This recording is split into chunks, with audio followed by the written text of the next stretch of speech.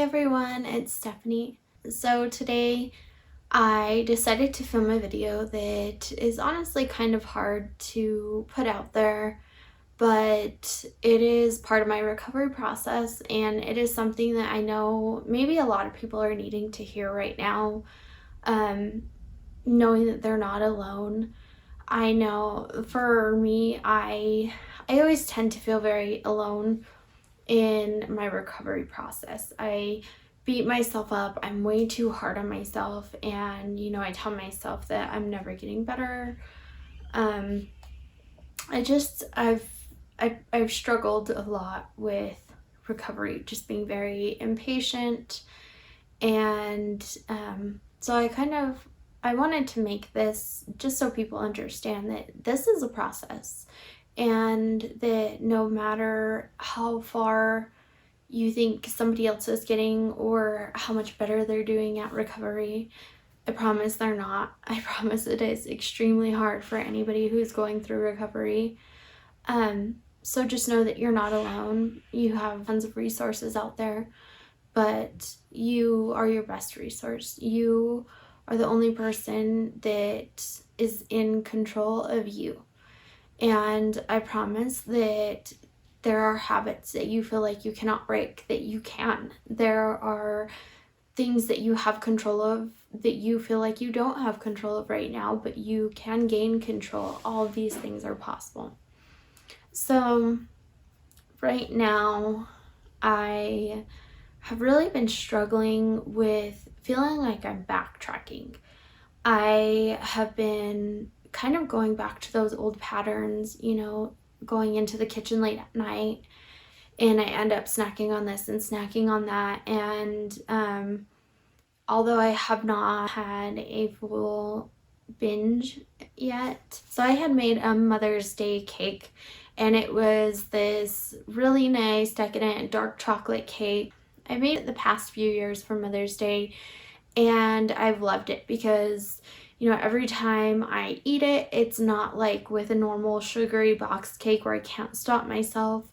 I've had a little piece and I feel fine eating it, but for some reason this year I had a pretty decent slice of it and I just could not get it off my mind. And yesterday was just an extremely stressful day all around, and I was in the kitchen alone late last night, and I ended up eating the whole rest of the cake. And as much as I felt like I should have been mad at myself, I wasn't. I felt completely fine, and I was honestly pretty happy because that was all that I wanted to do all day, and I was just so stressed and so anxious over everything that it felt freeing in a way. And I know that that sounds absolutely crazy, but the whole time I knew what I was doing. I knew that I could stop at any moment that I wanted to, which was something completely different than I have done when binging in the past. That felt like a huge step for me. But lately I have just been beating myself up. Have I've just been awful to myself, just talking down to myself, telling myself I'm not enough, telling myself I'm not doing this right. It's just been overwhelming for me. I know that a lot of people are going through this right now, especially with the stress of, either not being able to find a job, not having income, all of the stuff that's going on due to, this huge pandemic. I know that a lot of people are going through these emotional battles and trying everything that they can not to go back to these vices that they were using before to cope. When it comes to food, it is so difficult because it's something that you have to survive. You have to keep it in your house. And for me, when I can be on my computer, we can be doing stuff all day, and just that thought is always there, and it is so exhausting. And now with Koa, the day goes by so fast. It's like dealing with a little child. But it's just those thoughts are always there, and then I beat myself up because I'm thinking about it, and I try to push it out of my head, and the more I try to push it out, the worse it gets. And it's just, I don't even know how to explain it, but I honestly, at times, I feel like this is worse than when it first started, just because there was a time where I felt like I was getting better, or I knew I was getting better, and the thoughts were finally starting to go away. I wasn't thinking of food as much. But now I feel like I'm more angry about it because I was doing better, and now I feel like I'm all the way back to where I was before, or worse, because I knew what I was doing to make it better, and now I can't do those things anymore. And it's just been difficult. Just the constant thoughts, the constant stress, the constant anxiety. And I know that I have gained a little bit of weight, and although I weigh less than what I did before all of this started, I have lost a lot of my muscle. And so I beat myself up because I weigh a few pounds less, but I know that it's all my muscle. And I tell myself that. And even yesterday, we were busy all day. We weren't even done until like 10 o'clock at night. And I was so mad at myself because I couldn't work out. I was so exhausted that all I wanted to do was lay in bed. And I was mad at myself for not having the energy to work out. And this is what I mean by I know that I have been way too hard on myself, but at times I just don't know how to stop. It's like in that little funk where you know that what you're doing is not right, but you don't know how to get out of it. You don't know how to stop it. Sometimes it's hard to understand why it's not right. You are so used to talking down on yourself, or if you grew up having somebody talking down to you, it is so routine in a way that it's hard to understand that is wrong, that what you're doing is not right. And for you, it may seem like, it's okay to be hard on yourself because you need to be more disciplined. And I say this because this is one of my biggest things, is if I overeat, I am pissed at myself because I'm not disciplined. If I gain a pound, I'm not disciplined because I'm not disciplined to eat the exact amount of food that I need, and eat a little, I eat a little bit over and end up gaining a pound. If I don't work out one day, or if I don't do my second workout of the day, I'm not disciplined enough. And there are times where I'm so stuck in that mindset of discipline, that I don't see what I'm doing. It's a bad habit, or that it's self-destructive. I don't see these things because in my head, I feel like what I'm saying to myself is pushing me. It's making me better in some way, but it's really not. It's just exhausting me. It's tearing me down even more, making me think hateful things about myself. Another thing that I've noticed that I've done is every mirror that I pass by, no matter where it is, I look at myself. Or, I walk into our bedroom and I will literally like pull my shirt up and look at my stomach and just think of how disgusting I feel, or tell myself how disgusting I look. And I know that for a lot of people, this might seem absolutely crazy and it might seem horrible, but a lot of people with body dysmorphia, that's one of the biggest things that they do is body checking. You sit there and you pick out every little part of you, and you tell yourself that you could be better. You tell yourself that you're not good enough, or all of these things. And it is very unhealthy. And there are times where I can go, part of the day without even, I can walk by a mirror, be totally fine. But for the most part, I do a lot of body checking. And it's a very, very, very hard habit to break. But I feel like it also goes hand in hand with being hard on yourself. You look in that mirror and you tell yourself that you're not enough, instead of looking in the mirror and thinking, not thinking really anything, or thinking, oh, hey, my hair looks great, my makeup looks great. I remember when I was younger, there were times where I'd do my makeup and I'd pass by in the mirror and I would, be like, oh my gosh, I love my makeup today. I don't want to take it off, or my makeup looks great, or I love my outfit. I've not done that in I don't even know how long, where I haven't even looked in a mirror and thought, wow, I look great. I literally, it's sad. It is so sad what we put ourselves through. And it takes a lot of mental conditioning. It takes a lot of mindfulness to look into a mirror and change that mindset of, this is what's wrong with me, to this is what is great about me and this is what I love about me.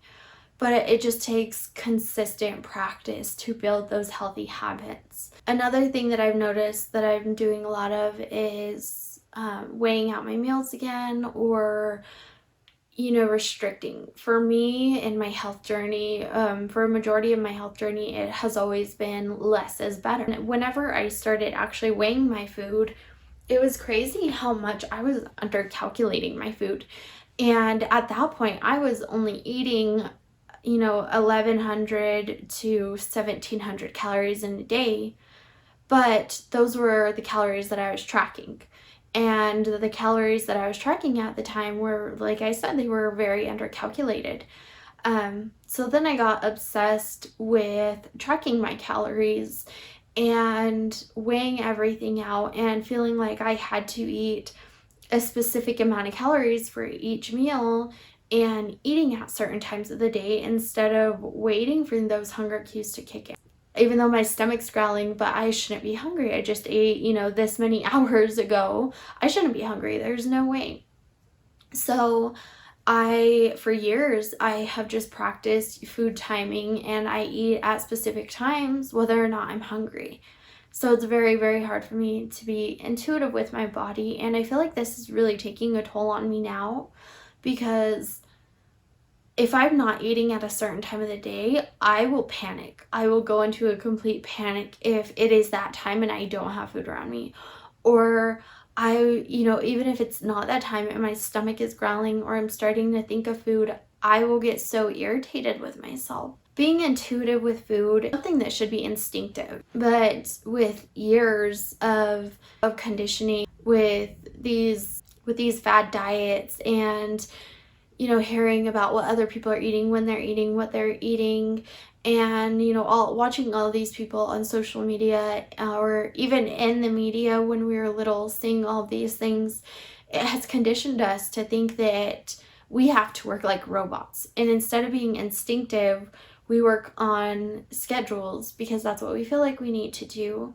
And we don't listen to our bodies anymore. We don't take into consideration what our bodies are telling us. It's something that I see a lot of, especially in people that are dealing with eating disorders.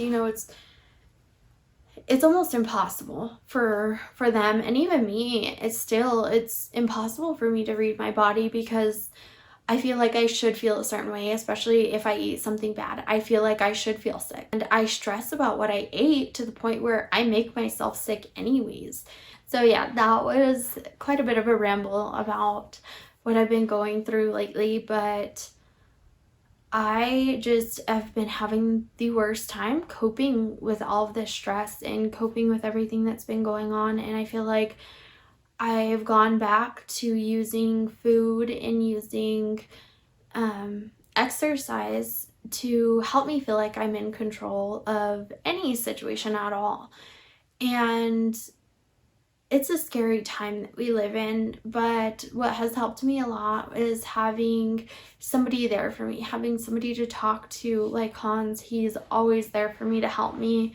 He has ways of pulling me away from situations and putting me in situations where I feel great about myself. Or even last night while I was, eating that cake, Koa came and sat beside me, and it made me snap out of that mindset of I'm so fat, I'm gonna get fat off of this, I hate myself, to look at this beautiful dog beside me, that's my dog, and look at how loving he's being with me. Like, I deserve this. I deserve to be loved. And, you know, even though eating the whole rest of the cake probably wasn't the best idea, I was craving that cake so bad, and it was delicious, and it just completely shifted my mindset. So having those, you know, just like we have triggers that lead us to our, you know, coping mechanism, we also need to have those little things that we do that help us change those mindsets, help us have that shift in our mindset, whether that's a person, whether that's an activity like drawing or anything like that. Whether that's drawing or writing or even watching TV, you know, just pulling yourself out of that situation. Realizing when you're being hard on yourself, realizing those self-destructive habits that kind of pull you back into those deep places that make you feel like you need a vice and make you feel like you need to turn to a specific substance to get your mind off of whatever else you're thinking, instead of walking by a mirror and thinking, oh my gosh, I look so fat. Be very mindful and look at what is good about you. Don't look at your flaws, but tell yourself what you love about yourself and keep doing those things, and soon enough it will turn into healthy patterns and healthy habits, and you'll start to realize that the less you think about what bad that's everything is doing to your body, what bad is going on in your body, the sooner you'll start to pull away from those substances that you feel like you need, and those vices, you won't feel like you will need them as much. This is just an update about how I've been doing. You know, I just wanted to be upfront and honest with you guys, because what I'm going through right now has really taken a toll on my physical health, my mental health, everything. And I just want others to know that recovery is not easy, and it is scary, it is very hard, but you're not alone. There's always a light at the end of the tunnel, and there's always a way out. So if you guys have any other questions, please feel free to contact me. I am a life and health coach, so I do specialize with eating disorders and body dysmorphia.